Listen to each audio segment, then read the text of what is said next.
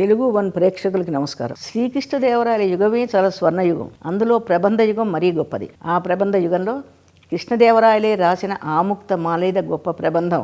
అందులో యామునాచార్యుడు అనే ఒక భక్తుడు.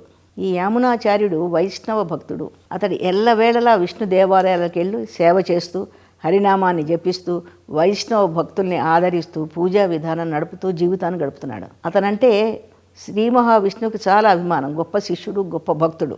అయితే ఆ రాజ్యంలో పాండ్య రాజ్యంలో ఒక రాజు శివభక్తుడు ఉన్నాడు. అయితే శైవం వైష్ణవం ఏదైనా భక్తి కావచ్చు, కానీ ఈ శివభక్తుడైనటువంటి పాండ్య రాజు శివభక్తులు కాని వాళ్ళందరినీ, వైష్ణవులు కానీ మరెవరన్నా కానీ, నానా బాధలు పెట్టేవాడు. అందరూ శైవమే తీసుకోవాలి, లేకపోతే చాలా బాధలు, చాలా కష్టాలు. ఇవి భరించలేక ప్రజలు చాలాసార్లు విష్ణుమూర్తికి మొరపెట్టుకున్నారు. రాజ్యంలో అన్ని రకాల మతాలు ఉండొచ్చు కదా, ఈ రాజు మూర్ఖత్వం ఏమిటి అని.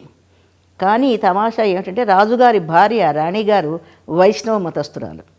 ఆమె వైష్ణవ మతానికి సంబంధించిన పూజా విధానాన్ని నిర్వహిస్తూ వైష్ణవ భక్తులను ఆదరిస్తూ భర్తకు తెలిసి భర్తకు తెలియకుండా కూడా దాన ధర్మాలు చేస్తూ ఆవిడ ఆనందంగానే ఉంది. ఎన్నోసార్లు భర్తకు చెప్పింది, నీ శివభక్తి మార్గం సరి అయింది కాదు, వైష్ణవులు అగౌరవపరచొద్దు అని.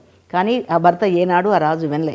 అయితే విష్ణుమూర్తి అనుకున్నట్ట, ఈ రాజు మనసు ఎవరు మార్చగలరు అంటే ఒక్క యామునాచార్యుడే మార్చగలడు. ఎందుకంటే గొప్ప వైష్ణవ భక్తుడు కాబట్టి. కానీ ఎలా మార్చాలి? ఈ శివభక్తిని ఆదరించేటువంటి పాండ్య రాజ్యంలోకి ఎలా అడుగు పెట్టాలి అంటే శ్రీ మహావిష్ణువు చెప్తాడు, ఈ రాణి వైష్ణవ భక్తురాలు కాబట్టి ఆమె దగ్గర నువ్వు మెల్లిగా ఎట్లాగైనా ఆమె ప్రాపు సంపాదించు, ఆమెతో చెప్పు నీ వైష్ణవ భక్తి గురించి అని.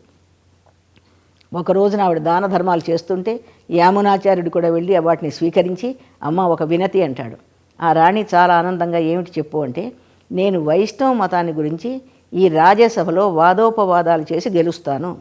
అయితే ఈ గెలవడానికి నాకు అవకాశం మీరు ఇప్పించాలి, రాజ్యసభలోకి వచ్చేందుకు అవకాశం మీరు నాకు ఇప్పించాలి. నేను శైవుణ్ణి కాను కాబట్టి రాజుగారు నన్ను రానివ్వడు అంటాడు. ఈ రాణి కూడా చాలా ఆనందంగానే ఉంది, ఇతడు వైష్ణవ భక్తుడు బట్టి. సరే కొంచెం ఓర్పుగా ఉండు, నేను ఎలాగైనా సరే ఒక ఏర్పాటు చేస్తానని భర్తతో చెప్తుంది. ఏమండి, మన రాజ్యానికి ఒక వైష్ణవ భక్తుడు వచ్చాడు, అతను మీ సభలోకి రావాలనుకుంటున్నాడు అని. ఏం చేస్తాడు అతను అని అడుగుతాడు రాజు. ఏం లేదు, వైష్ణవ మతంలోకి మిమ్మల్ని మార్చాలి, అదే నా కోరిక కదా అంటాడు. రాజుకి చాలా కోపం వస్తుంది. అయితే రాణితో అంటాడు, అంత గొప్ప భక్తుడా, నా సభకి రమ్మను, వాదించమను. కానీ ఒక్క విషయం, ఆ భక్తుడు కనుక సభలోకి వచ్చి వాదించి ఓడిపోతే అతడు రుద్రాక్షలు విభూది పెట్టుకు శివభక్తుడు అవ్వాలి, శైవుడు అవ్వాలి. రాణి అడుగుతుంది, మరి మీరు ఓడిపోతేనో అని. నేను ఓడిపోతే శంఖ చక్రాలు ముద్రించుకుని వైష్ణవుని అవుతాను, రమ్మను సభలోకి అంటాడు. యామునాచార్యుడు ఈ రాణి కూడా చాలా సంతోషిస్తారు. ఆ రాజ్యసభలోకి యామునాచార్యుడు వెళ్తాడు. చాలామంది పండితుల ముందు వాదోపవాదాల్లో చివరికి యామునాచార్యుడే గెలుస్తాడు. వైష్ణవే సుప్రసిద్ధం అవుతుంది. అప్పుడు రాజు అనుకుంటాడు, ఈ కుర్రవాడి ముందు నేను ఓడిపోయాను, అయినా సరే నేను కూడా వైష్ణవే స్వీకరిస్తాను అని వైష్ణవం స్వీకరిస్తాడు. అంతతో ఆగక చాలా ఆనందించి ఈ యువకుడైన అతనికి అర్ధరాజ్యాన్ని ఇస్తాడు. అర్ధరాజ్యాన్ని ఇవ్వడమే కాకుండా తన చెల్లెల్నిచ్చి వివాహం చేస్తాడు. అయితే ఇప్పటి వరకు ఉన్న యామునాచార్యుడి పరిస్థితి ఏంటి? విష్ణుమూర్తి ప్రేరేపించగా సభలో వచ్చి విజయాన్ని పొందాడు, వైష్ణవ ప్రచారం చేస్తున్నాడు. అలాంటి వాడు మనసు ఒకసారి మారిపోయింది.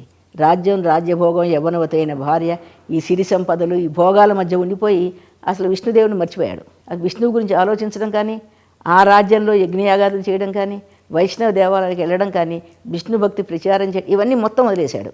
విష్ణుమూర్తి చూస్తున్నట, శ్రీ మహావిష్ణువు ఇదేంటి నా భక్తుడు మనసు ఇలా మార్చేశారేంటి, ఇతన్ని ఎలా మార్చాలి, మళ్ళీ ఈ మార్గంలోకి ఎలా తీసుకురావాలి, ఈ అశాశ్వతమైన భోగభాగ్యాల్లో చేరి గొప్ప అయిన వైష్ణవ తత్వాన్నే వదిలేశాడే అని చాలా బాధపడి దీనికి మార్గం ఏమిటా అని ఆలోచిస్తూ ఉంటాడు. అంతలో ఈ వైష్ణవ మత గురువుల్లో ఒకడు శ్రీరామ మిశ్రుడు అని ఆయన, ఈ యామునాచార్యుడి వంశంలో ఎప్పటి నుంచో తెలుసున్నతను, అతనికి మనసులో దూరుతాడు. ఎవరు? ఈ శ్రీ మహావిష్ణువు, నువ్వే మార్చాలి ఈ యామునాచార్యుని అని.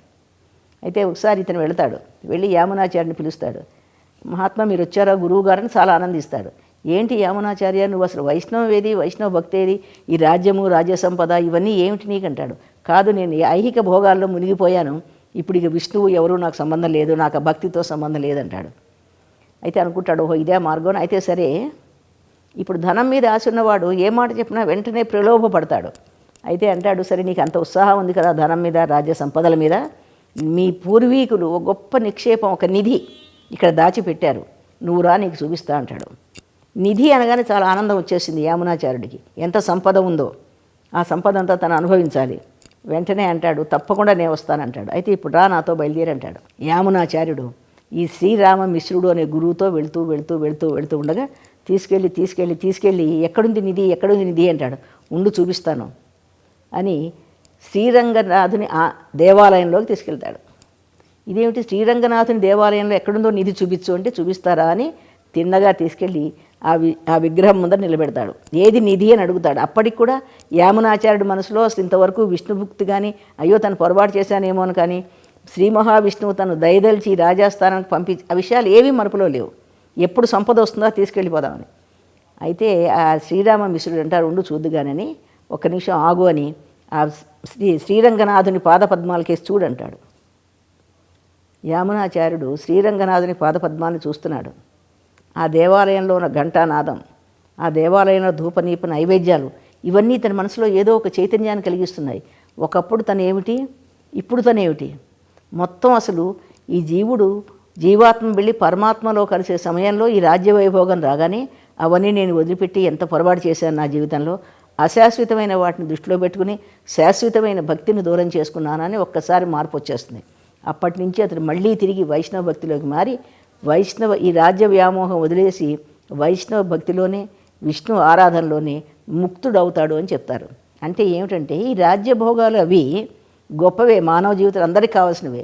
కానీ అవి మితిమీరి ఎవరైతే, ఏ భగవంతుడైతే, ఏ విష్ణుమూర్తి అయితే తన్ని రాజ్యసభలోకి రానిచ్చాడో, ఏ విష్ణుమూర్తి అనుగ్రహం మూలాన్ని సభలో అందరినీ తను ఓడించగలిగాడో, ఏ విష్ణుమూర్తి అనుగ్రహంతో వైష్ణవ మతాన్ని ప్రచారం చేస్తాన్నాడో, అవన్నీ మొత్తం వదిలేసి భోగలాలసతో జీవించేవాళ్ళు మళ్ళీ తిరిగి ఏదో ఒక సమయంలో పశ్చాత్తాపులు అవడం చాలా అవసరం అని ఒక గొప్ప నీతి కథలాగా, ఒక భక్తి కథలాగా ఆముక్త మాలేదలో యామునాచార్యుడు, తర్వాత యామునాచార్యుడు రాజ్యానికి వచ్చి తన కొడుకులందరికీ రాజ్యం ఇచ్చి రాజ్యం ఎలా పరిపాలించాలో, యామునాచార్యుని రాజనీతి అని చాలా గొప్ప విషయం. రాజు ఎలా ఉండాలి, రాజ్య పరిపాలన ఎలా చేయాలి, ఎవరిని నమ్మాలి, ఎవరిని నమ్మకూడదు, ఈ విషయాలన్నీ సుదీర్ఘంగా పిల్లలకి బోధించి రాజ్యం పిల్లలకు అప్పగించేసి వైష్ణవ సేవలో అతను పూర్తిగా జీవితాన్ని ధన్యం చేసుకున్నాడు. ఇలాంటి గొప్ప కథ వినడం మనకు కూడా ఒక విధంగా నేను భాగ్యంగానే భావిస్తూ మరొకసారి మరో కథతో కలుద్దాం.